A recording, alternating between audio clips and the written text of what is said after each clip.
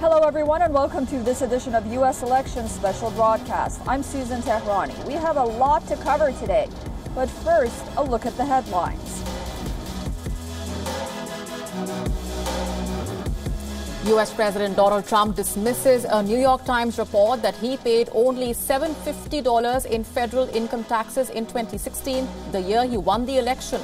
The report also alleges that the president paid no income taxes at all in 10 of the previous 15 years.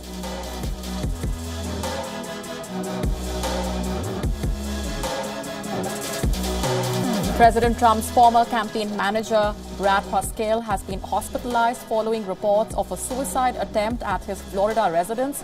Pascal was removed as Trump's campaign manager in July this year after a much-hyped campaign rally in Tulsa, which drew an embarrassingly small crowd.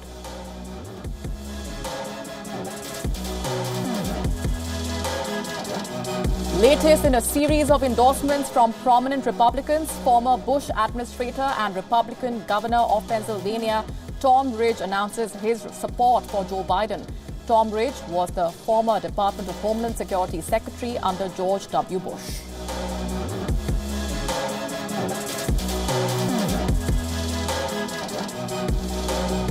Former wrestler and Hollywood star Dwayne "The Rock" Johnson endorses Democrat presidential nomination Joe Biden and Senator Kamala Harris. This is the first time he has ever publicly thrown his weight behind a political candidate.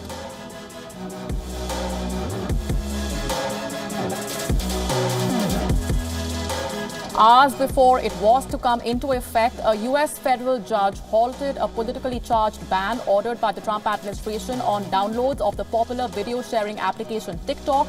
The Trump administration order sought to ban new downloads of the application from Monday.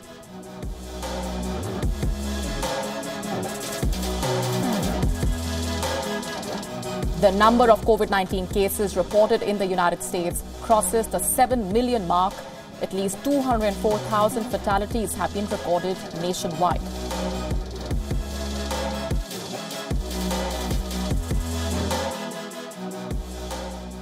Just 2 days before the first U.S. presidential debate, a bombshell report has come out against U.S. President Donald Trump. The New York Times has released a report on Donald Trump's tax returns over the decades. The paper reveals massive write-offs, tax avoidance, and heavy losses by the billionaire president. Donald Trump is the first president in modern history to refuse to release his tax returns. He also resisted to do so in the 2016 presidential campaign.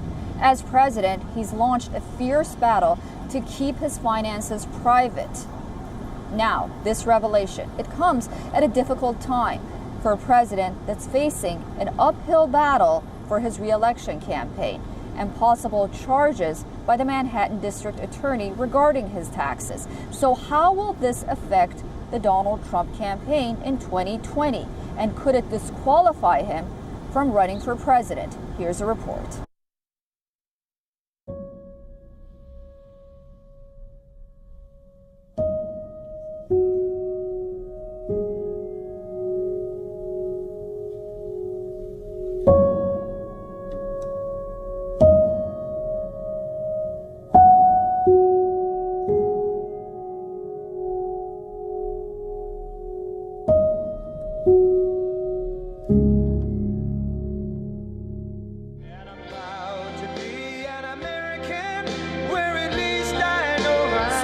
Before the US goes to the polls, President Donald Trump finds himself in the middle of another controversy.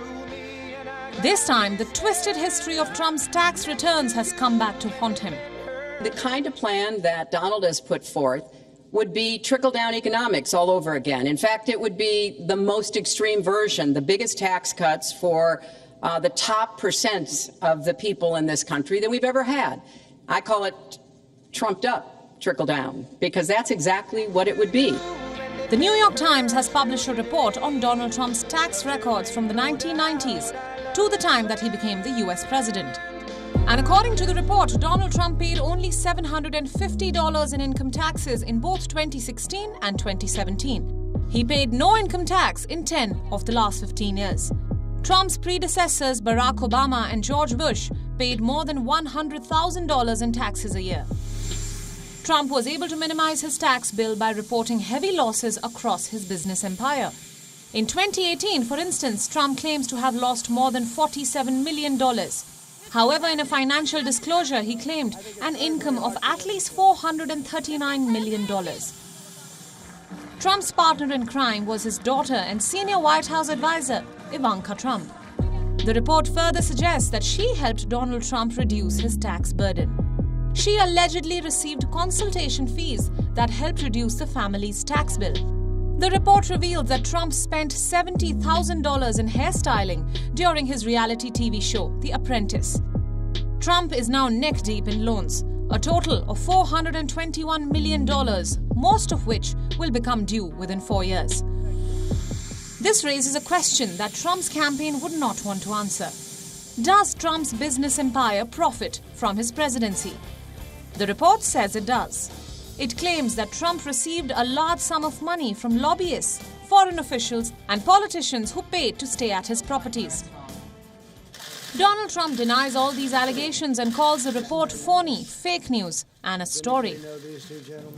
Totally fake news. No, actually, I paid tax, and you'll see that as soon as my tax returns. It's under audit. They've been under audit for a long time. The IRS does not treat me well. They treat me like the Tea Party, like they treated the Tea Party.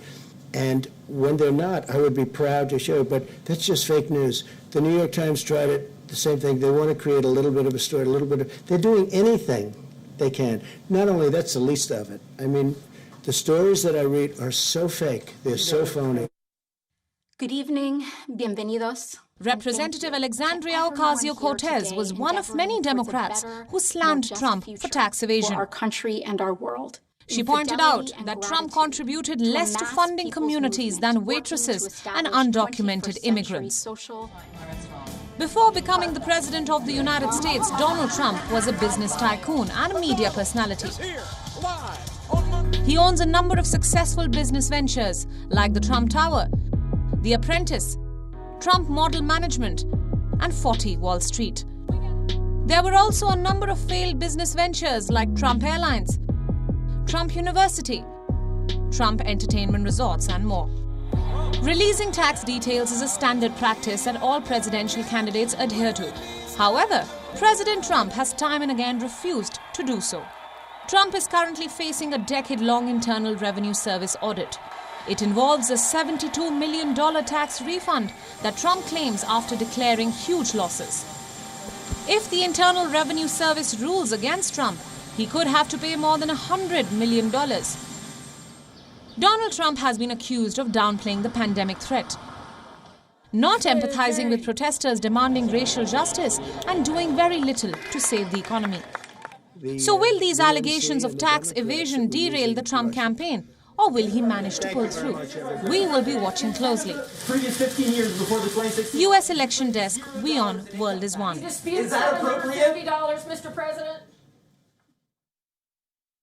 In the most publicized Supreme Court nomination ever, U.S. President Donald Trump has announced his choice to replace Ruth Bader Ginsburg. Never in the history of the United States has a president nominated a Supreme Court justice and asked the Senate for a confirmation hearing as Americans are casting their ballots. American senators are expected to hold that hearing on October 12th, just weeks before the U.S. presidential elections. So who is Amy Coney Barrett, and how will her appointment affect the future of American judiciary? Here's a report.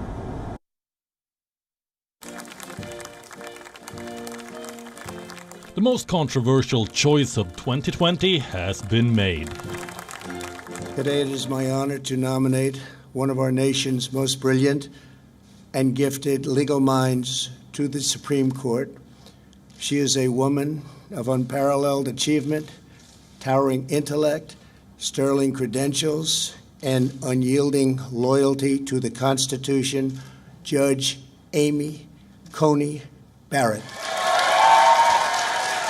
Amy Coney Barrett has been nominated for the 9th seat on the Supreme Court bench. The President has nominated me to serve on the United States Supreme Court. and that institution belongs to all of us.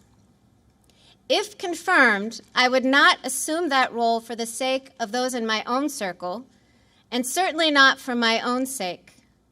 I would assume this role to serve you. This is Trump's third nomination to the Supreme Court. The step marks the beginning of a fierce partisan battle. Will the new nominee prove herself as a deserving successor to the departed icon Ginsburg? 48-year-old Amy Coney Barrett is from New Orleans. Barrett has gone from being a little-known professor in Indiana to Trump's favorite for a seat on the Supreme Court. She served as a clerk for conservative Supreme Court Justice Antonin Scalia. In 2017, Trump appointed Barrett to the Chicago-based 7th U.S. Circuit Court of Appeals. Barrett has praised Ginsburg in the past, but the two have profound legal differences. Her appointment would have implications for a number of issues, including gun rights, death penalty, and abortion. In 2019, Barrett said the law forbidding people with felony convictions from owning guns should not apply when the crimes are non-violent. Critics say that Barrett's appointment would threaten the future of Roe v. Wade, a Supreme Court ruling that guarantees women right to an abortion. She has never ruled directly on abortion as a judge. However, she has cast doubts on rulings that struck down abortion-related restrictions. Emerging as a reliable conservative, Barrett voted for Trump's hardline immigration policies. Democratic presidential nominee Joe Biden has called Trump's decision unprecedented. He says Trump is trying to fill the court with enough justices who would overturn the Affordable Care Act. The act, widely known as Obamacare, aims to provide affordable health insurance coverage to all Americans. Republicans refuse to accept the act. Come as no surprise that on Saturday, President Trump would nominate Judge Amy Coney Barrett, and on Sunday, lay out clearly what his objective is: to terminate Obamacare. The judge has a written track record of disagreeing adamantly with the Supreme Court's decisions on 2 occasions upholding the ACA. Confirmation of Barrett's nomination will change the dynamics of the Supreme Court. For decades, liberal judges have been able to secure a crucial fifth vote from the conservatives through tense negotiations. The latest nomination will change the dynamics from 5-4 to 6-3. Critics believe that the new composition will make it difficult to attain consensus when required. U.S. Election Desk, WION. World is One.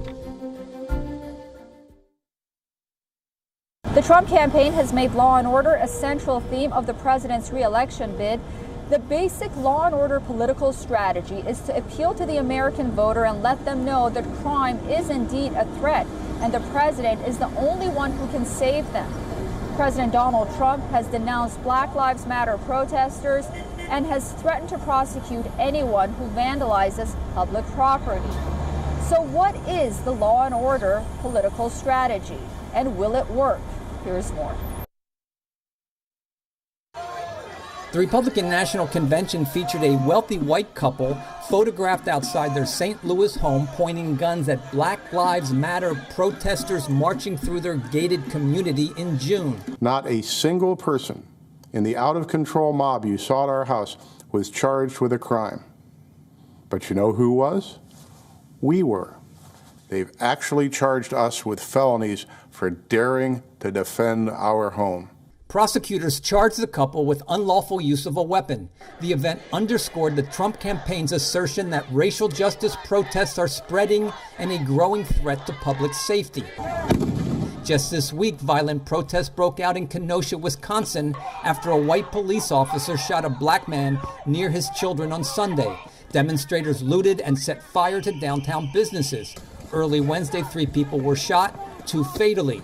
Democratic presidential candidate Joe Biden has called for police reforms to end what he says is systematic racism.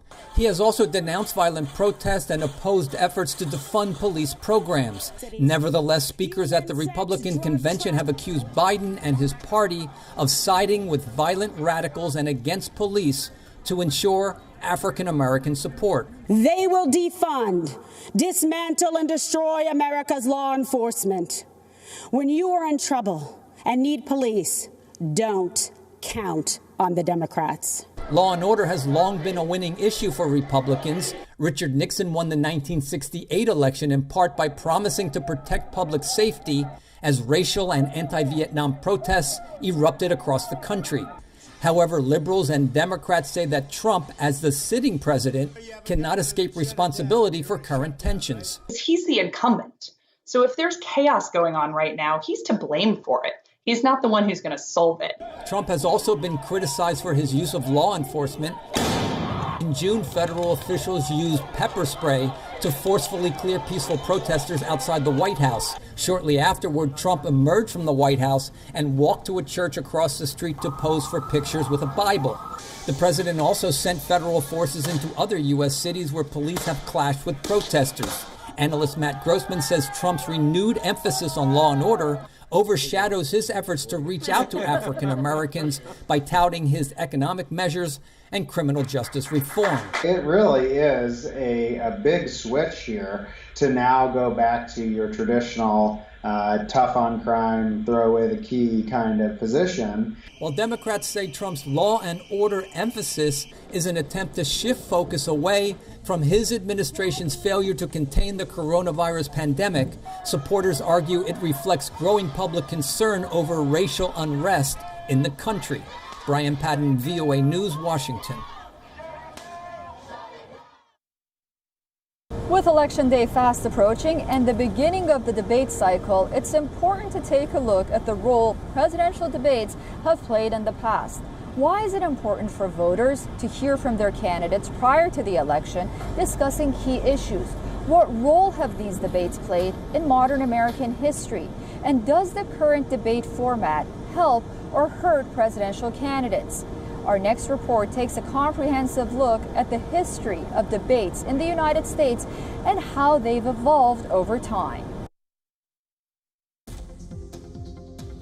The date for the first verbal battle between the 2020 presidential nominees has been set, and clocks around the world have been put on a countdown. Just hours ahead of the live face-off, the Commission on Presidential Debates has released some guidelines considering the ongoing pandemic.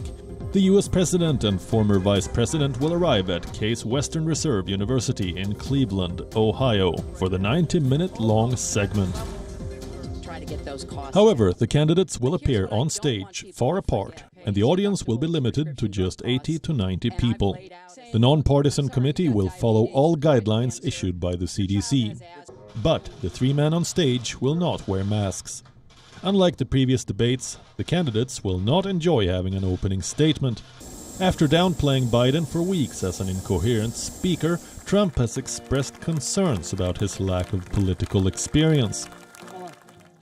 With three presidential and vice presidential debates ahead, let's understand the importance of these debates in American politics and why they are often considered as the make-it-or-break-it moments for the candidates.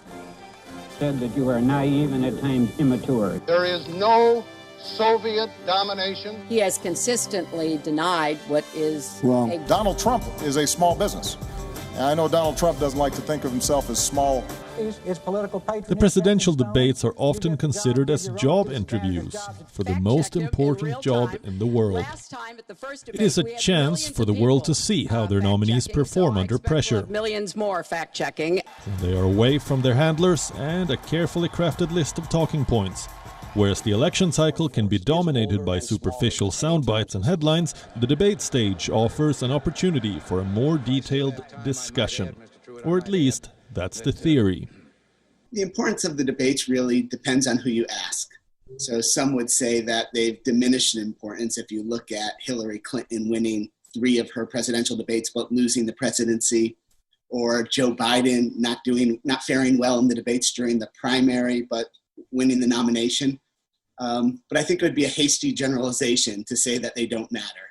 They matter greatly because it's one of these few moments during a course of a very long campaign when everyone can watch these two candidates on stage together and measure one against the other. Tax breaks for... But with time, the presidential debates have become more like a made-for-TV spectacle. With this new trend, aggressiveness and wordplay supersede nuanced and evidence-based discourse. He has consistently denied what is Wrong. a very clear fact that Wrong. before the invasion, he supported it. And as will Donald, assuming he can't figure out how to get out of it.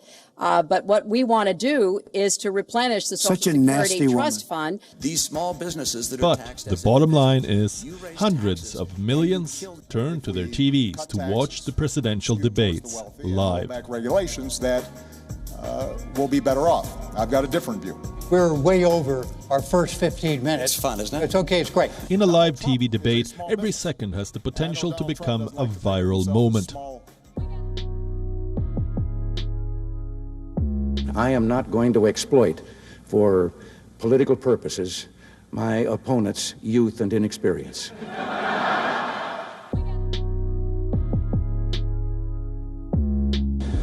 But can you get things done?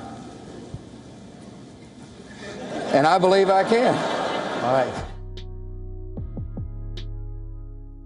Because you'd be in jail. Secretary Clinton.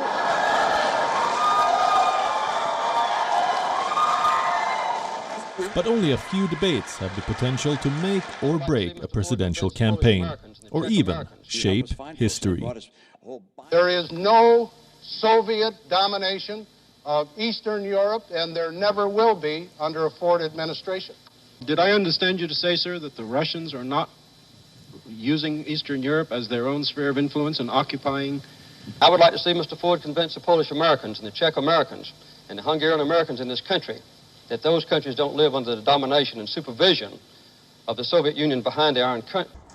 Although a huge chunk of the American population have already cast their ballots or have chosen their favorite candidate, the first debate gains millions of eyeballs and TRPs every election year. U.S. Election Desk, WION. World is one. There was a time in American politics where presidential candidates made only a few appearances at campaign rallies, leaving the rest to political parties and staff. With the rise of television, campaigns are driven more and more by candidates themselves. However, that's just the beginning of the transformative role television has played in presidential elections. Our next report takes a look at how the so-called idiot box helps choose leaders in modern times. Popular American TV shows are using their power to encourage more Americans to participate in the 2020 U.S. presidential election. They say it's between a parrot, a snake, and a guinea pig. The comedy show Blackish is no stranger to integrating issues like voter disenfranchisement in its storyline. Ballots came today. Huh. What? They changed our polling place. Of course they did. They want to make it harder for us to find them. That is the reason I don't vote in the first place. In a new episode, a character finds out he's been dropped from voter lists and wants to know why. Many shows from a variety of genres are expected to follow a similar playbook. The shows are aimed at millennials and Gen Z, who when combined outnumber baby boomers for the first time in the U.S. electorate. Studies suggest that media exposure can have a sizable impact in shaping the public's political knowledge, attitudes, and behavior. Integrating politics in pop culture is nothing new, but I think what we're witnessing now is a new way of encouraging people to get involved in civics.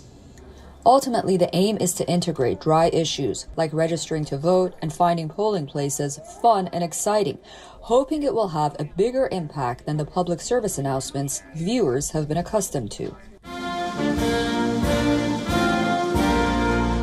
Hi, New York. If you want to vote, first you need to make sure you're registered. TV makers hope by focusing on key issues, rather than partisan politics and affiliation, they will appeal to a new generation of voters. Susan Tehrani from New York for WION, World is One. And that's all the time we have for this edition of U.S. Elections Special Broadcast. Thank you for staying with us and watching. We'll see you tomorrow, same time, same place, for the latest updates and news regarding the 2020 presidential elections. Until then, goodbye.